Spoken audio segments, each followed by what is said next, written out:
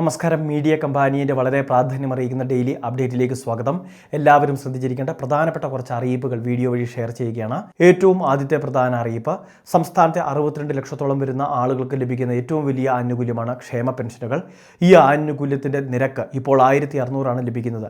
ഈ തുക വർദ്ധിപ്പിക്കുമെന്നും അതോടൊപ്പം തന്നെ വീട്ടമ്മമാർക്ക് കൂടി പെൻഷൻ ലഭിക്കുന്ന പുതിയ പദ്ധതി ആരംഭിക്കുമെന്നും CPM സംസ്ഥാന സമ്മേളനത്തിൽ മുഖ്യമന്ത്രി അവതരിപ്പിച്ച പുതിയ രേഖയിലൂടെ വ്യക്തമാക്കിയിട്ടുണ്ട്.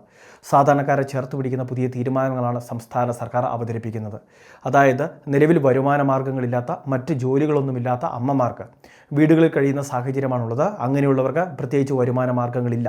ഈ ഒരു സാഹചര്യത്തിൽ അവർക്കും ഒരു പ്രത്യേക പരിഗണന നൽകി, അവർക്കും മുൻഗണന നൽകി സമൂഹത്തിൻ്റെ മുഖ്യധാരയിലേക്ക് അവരെ നയിക്കുന്നതിൻ്റെ ഭാഗമായിട്ടൊക്കെയാണ് മാസം തോറും ഒരു പെൻഷൻ തുക ലഭിക്കുന്ന രീതിയിലേക്ക്, ഒരു ധനസഹായം ലഭിക്കുന്ന രീതിയിലേക്ക് വീട്ടമ്മ പെൻഷൻ എന്ന് പറയുന്ന പദ്ധതി കൂടി ആവിഷ്കരിക്കാൻ പോകുന്നത്. അതിൻ്റെ കൃത്യമായിട്ടുള്ള രൂപരേഖകളൊന്നും ആയിട്ടില്ല. വളരെ വൈകാതെ സംസ്ഥാന സർക്കാർ നടപ്പിലാക്കാൻ പോകുന്ന ഒരു പദ്ധതി എന്ന രീതിയിലാണ് ഇത് അവതരിപ്പിച്ചിട്ടുള്ളത്.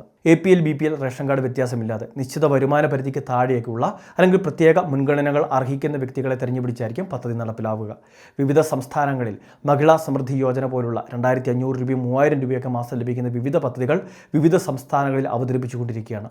അപ്പോൾ ഇതിൻ്റെ ചുവടുപിടിച്ചൊക്കെ തന്നെയാണ് നമ്മുടെ സംസ്ഥാനത്തും ഇങ്ങനെയൊരു പദ്ധതി കൊണ്ടുവരാൻ പോകുന്നത്.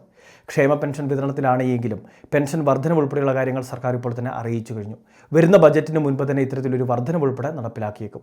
അതോടൊപ്പം തന്നെ എല്ലാ മാസങ്ങളിലും കൃത്യമായിട്ട് പെൻഷൻ നൽകുമെന്നും സർക്കാർ അറിയിച്ചിരിക്കുകയാണ്.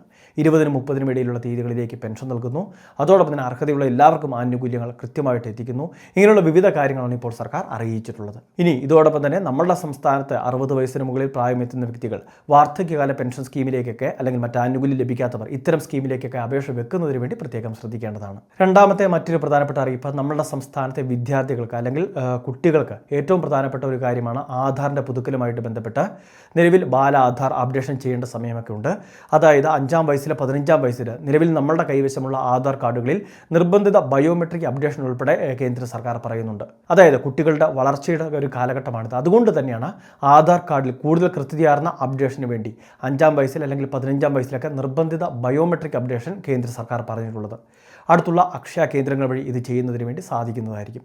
ഇതോടൊപ്പം തന്നെ വിദ്യാർത്ഥിയുടെ പേരിലോ മേൽവിലാസത്തിലോ അല്ലെങ്കിൽ ജനന തീയതിയിലോ ഉൾപ്പെടെയുള്ള പ്രശ്നങ്ങളും അതെല്ലാം തന്നെ പരിഹരിച്ച് ഏറ്റവും കൃത്യതയുള്ള രേഖയാക്കി ഇത് മാറ്റുകയും വേണം. വിദ്യാർത്ഥികൾക്ക് ലഭിക്കേണ്ട വിവിധ സ്കോളർഷിപ്പ് പദ്ധതികൾക്ക് ആധാർ അധിഷ്ഠിത വിതരണ രീതിയാണ് സ്വീകരിക്കുന്നത്. ആധാറുമായിട്ട് CD ചെയ്തിട്ടുള്ള അക്കൗണ്ടിലേക്ക് തുക എത്തുന്ന രീതിയാണ്. അതോടൊപ്പം തന്നെ മസ്റ്ററിങ് പോലുള്ള കാര്യങ്ങളും ഉണ്ടാകും. ആധാർ അധിഷ്ഠിത OTP സംവിധാനം വഴി, അതല്ല എങ്കിൽ വിരൽ പതിച്ചുള്ള മസ്റ്ററിങ്, ഈ രീതിയിലൊക്കെ ആയിരിക്കും സ്കോളർഷിപ്പ് ആനുകൂല്യങ്ങളും ഇനി ലഭിക്കുക.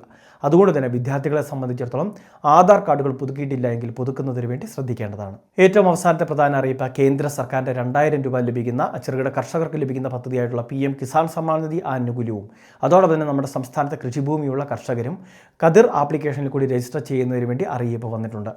കേന്ദ്ര സർക്കാരിൻ്റെ കിസാൻ സമ്മാൻ നിധി ആനുകൂല്യം 2000 അത് കേന്ദ്ര സർക്കാർ നൽകുന്ന പദ്ധതിയാണെങ്കിൽ പോലും നമ്മളുടെ സംസ്ഥാന സർക്കാർ അംഗീകരിച്ച് കേന്ദ്ര സർക്കാരിന് റിപ്പോർട്ട് സമർപ്പിച്ച എല്ലാ കർഷകർക്കുമാണ് ഈ ആനുകൂല്യം ലഭിക്കുന്നത്. അതുകൊണ്ട് തന്നെ ഭാവിയിൽ നമുക്ക് ഈ ആനുകൂല്യങ്ങൾ മുടങ്ങാതെ ലഭിക്കണമെങ്കിൽ സംസ്ഥാന സർക്കാരിൻ്റെ കൂടി സപ്പോർട്ട് വേണം.